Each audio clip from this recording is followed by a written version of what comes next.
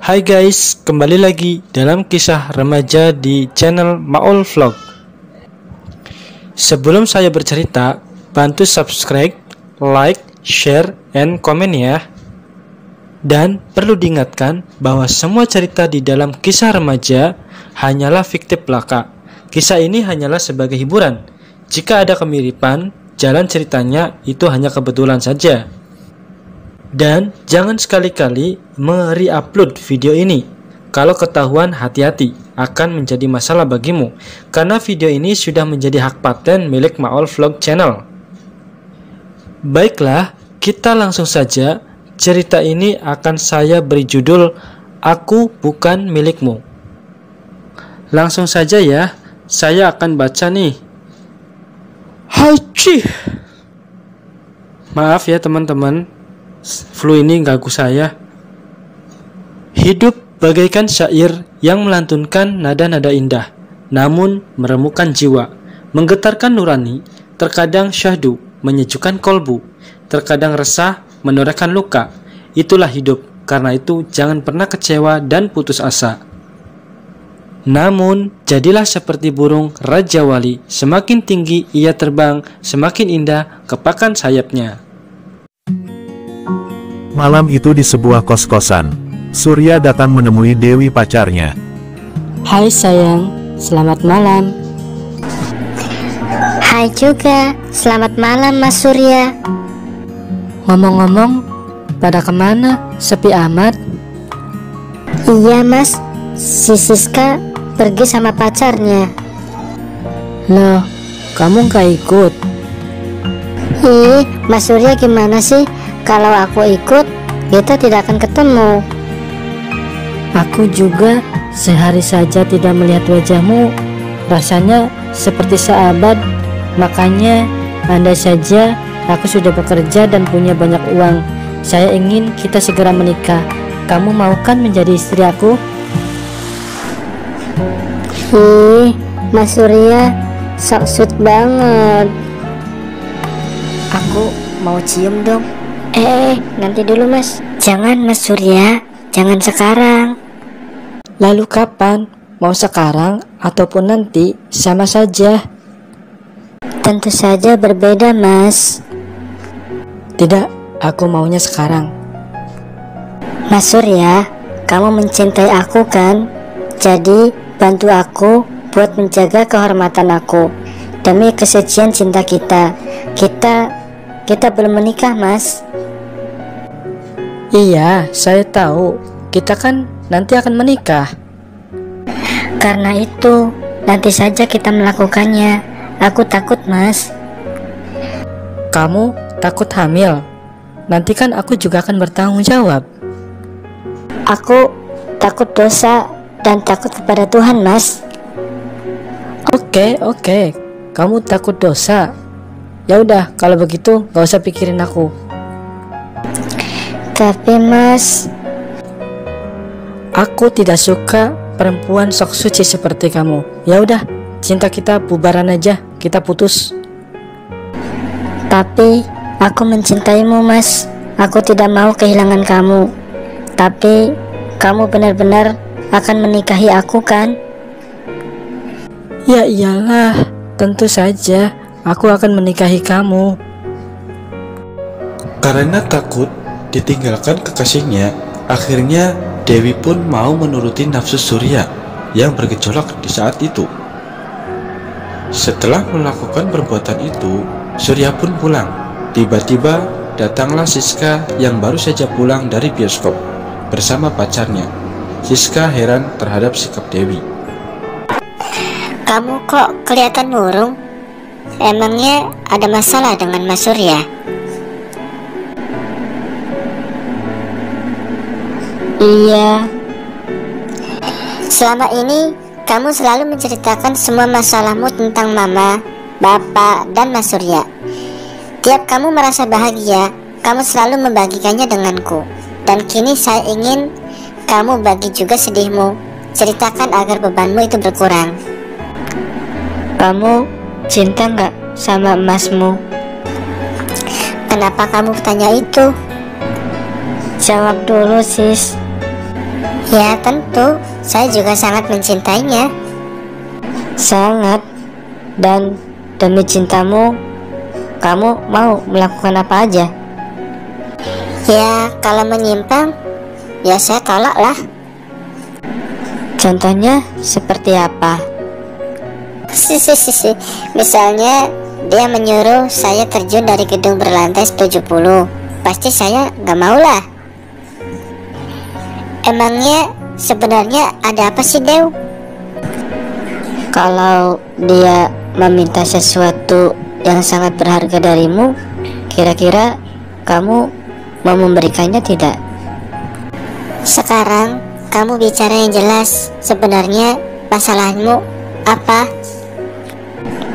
Aku tuh sangat mencintai Mas Surya, dan aku takut kehilangan dia. Iya, saya mengerti. Lalu apa masalahmu? Kamu baik-baik aja kan? Masalahnya, perasaan aku terlalu berlebihan padanya. Karena besarnya cintaku, saya relakan harga diri dan kehormatan aku untuknya. Apa? Mas Surya memaksa aku. Kalau tidak menurutinya, aku akan diputuskannya. Ya Allah, dan hanya karena ancaman seperti itu, kamu mengorbankan milikmu yang paling berharga, Dewi. Kamu ini bodoh tahu. Kalau dia itu suka sama kamu, dia pasti akan jaga kehormatanmu. Karena suatu saat, kamu juga akan jadi miliknya juga. Jadi, menurutmu dia tidak suka sama aku? Cinta, tapi kadar cintanya sangat rendah dan dangkal. Yang dominan di hatinya adalah nafsu, dan cinta itu dijadikan dalih untuk mendapatkanmu. Ya Allah, ini tidak benar tahu. Emangnya pacar Siska nggak pernah meminta? Dewi, Masku tidak hanya mencintai aku, tapi juga menghormati aku. Kalau dia telah mendapatkan semuanya darimu, satu-satunya yang akan dilakukan adalah lari darimu. Itu tidak mungkin. Aku tahu perasaannya. Dewi, dia itu hanya mencintaimu, tidak menghormatimu. Dia bahkan tega merendahkan martabatmu dengan merampas kegadisanmu. Dia tidak merampasnya, tapi aku yang memberikannya. Tapi aku menyesal. Menyesal saja tidak ada gunanya. Sekarang berusahalah agar hal itu tidak terjadi lagi. Kamu tidak ingin hamil di luar nikah kan? Berdoalah serta meminta ampun pada Tuhan, karena kamu telah melakukan dosa yang sangat besar. Bisa menolak bila Mas Surya memintanya lagi. Iya. Kalau dia memaksa untuk memutuskanmu bagaimana? Dia tidak boleh memutuskan aku. Ya, semoga aja. Waktu terus berjalan. Ternyata Dewi tidak bisa mengikuti apa kata temannya. Dosa itu ternyata terulang kembali. Dewi meminta si Surya untuk segera menikah, tapi si Surya hanya menjanjikannya saja. Si Dewi tidak bisa berbuat apa-apa. Bahkan kini si Dewi tinggal bersama Surya di rumah kontrakannya dengan tanpa menikah. Setiap hari si Dewi hanya berdiam diri di rumah, menunggu sampai malam tiba. Si Surya bekerja pada sebuah bengkel teman pamannya. Sampai pada akhirnya si Surya memperkenalkan Dewi pada temannya, bukan sebagai kekasih, melainkan sebagai adik. Si Surya sengaja memperkenalkan Dewi pada teman bengkelnya demi mendapatkan uang. Rencana perkenalan itu dibicarakan oleh si Surya dan Kamal sebagai teman bengkelnya, di mana Surya bekerja. Lalu, bagaimana kelanjutan ceritanya? Langsung saja kita simak ceritanya.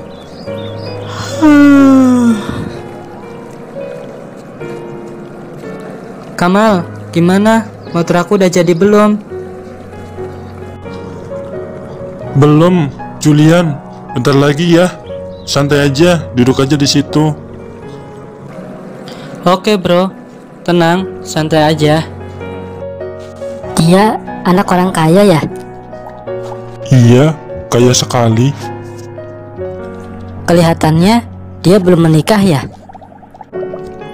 Menikah? Punya pacar aja belum? Nah, emang kenapa? Katanya sih pacarnya telah meninggal 3 tahun yang lalu. Dan sejak itu dia menutupkan diri dari gadis manapun, padahal orang tuanya sudah ingin melihatnya punya pacar lagi. Kamu setuju nggak kalau aku memperkenalkan dia sama adik aku? Hah? Kamu punya adik? Seriusan? Cantik? Ya menurut saya sih cantik. Namanya Dewi. Dia lembut dan sabar. Siapa tahu dia bisa tertarik padanya. Ngomong-ngomong, dia namanya siapa? Oh, dia namanya Julian. Panggil aja si Julian. Kalau mau, coba aja. Soalnya gadis cantik tidak cuma Dewi, yang jauh lebih cantik pun sudah antri. Tapi tak pernah Julian gubris. Ya iyalah, saya juga ngerti. Bagaimana kalau kita perkenalkan dia sama adik saya? Boleh juga. Baiklah kalau begitu, nanti malam minggu kita ketemuan ya.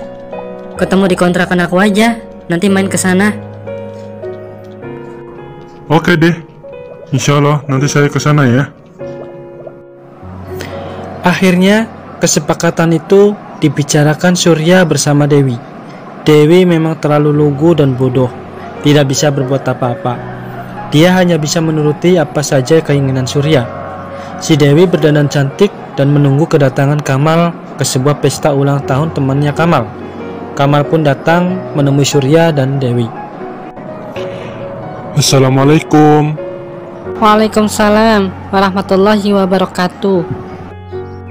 Apakah Dewi sudah siap? Ya, tunggu sebentar ya, lagi dandan. Nah, ini dia si Dewi. Cantik kan seperti Dewi Rembulan? Iya, tapi tidak tahu bagaimana di mata Julian. Mau pergi sekarang? Singkat cerita, si Dewi berangkat bersama Kamal, sedangkan si Surya tidak ikut. Dan akhirnya mereka bertemu dengan Julian. Nah, itu Julian.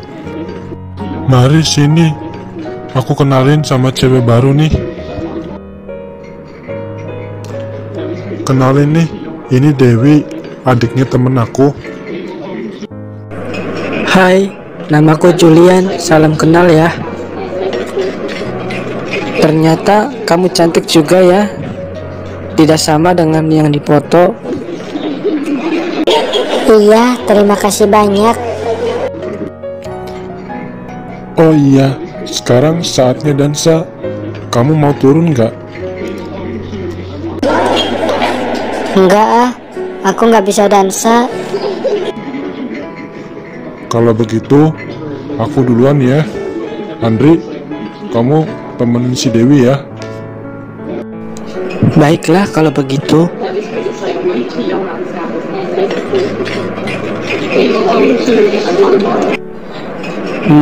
Temannya Kamal ya? Iya, Kamal sengaja memperkenalkan kamu padaku, pasti berniat untuk menjodohkan kita, benar nggak? tidak kok. Tidak apa-apa kok, Kamal memang begitu, dan aku tahu niatnya baik. Tapi si Kamal tidak bilang apa-apa kalau dia mau menjodohkan aku dengan temennya. Dia cuma mengajak aku ke sini karena kebetulan aku ingin keluar malam ini. Masa? Iya kok, bener. Mulai saat itu, si Dewi semakin dekat dengan Julian. Dia merasakan ada getaran lain yang belum pernah dirasakan sebelumnya. Yap, si Dewi jatuh cinta pada Julian. Kepribadian Julian yang begitu tulus menggugah hati Dewi untuk mencintainya. Akhirnya si Surya pun tahu kalau si Dewi tidak mau menjalani lagi rencana itu. Dan bukan hanya itu, si Kamal dan Julian pun tahu rencana Dewi dan Surya. Julian sangat kecewa pada si Dewi. Si Dewi hanya bisa berharap agar si Julian akan tetap mencintainya, karena dia pun tulus mencintai si Dewi. Dengan rasa percaya diri, si Dewi pergi menemui si Julian dan menjelaskan semua kejadian yang selama ini telah ditutupi dirinya dengan Surya.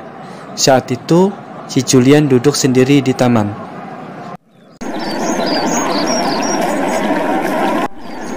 Aku tahu, mestinya aku tidak perlu datang lagi. Aku tahu, aku udah tidak punya harga diri. Tapi sebelum kau percaya, aku tidak pernah tenang, Julian. Saya ingin engkau percaya. Sejak pertama melihatmu, aku langsung suka dan melupakan rencana Mas Surya. Saat itu, aku masih jalankan rencana Mas Surya.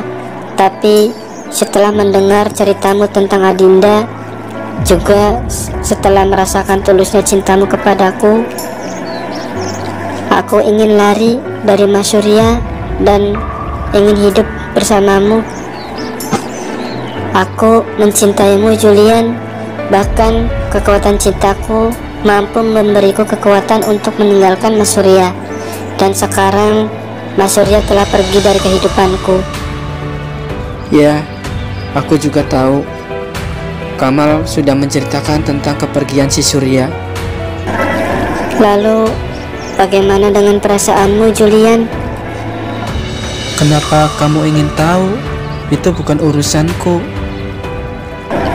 Aku kira itu urusan aku juga, karena aku ingin kamu tuh percaya bahwa aku tak pernah menipumu, dan Surya pun menyesali kesalahannya padamu.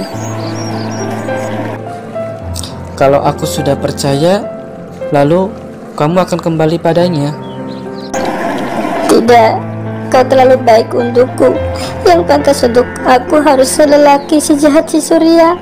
Sayangnya, aku tidak bisa mencintainya lagi, karena cintaku telah kuberikan untukmu. Aku juga mencintaimu. Sejak bertemu denganmu, rasanya aku harus menghentikan kesendirianku selama ini. Sayangnya, aku belum mempercayaimu, tapi aku mencoba. Kenapa menangis? Aku bahagia sekali. Paling tidak, aku masih punya harapan. Begitu berartikah harapan buatmu? Ya, karena harapan bisa memberiku semangat hidup. Harapan membuat aku merasa punya arti. Apalagi harapan itu diberikan oleh orang yang saya cintai. Dewi, kalau saja bisa, sebenarnya aku ingin hidup sendiri, menyepi, dan tak ingin memikirkan cinta lagi. Tapi aku tak bisa, maka aku butuh kamu. Aku mencintaimu, Dewi.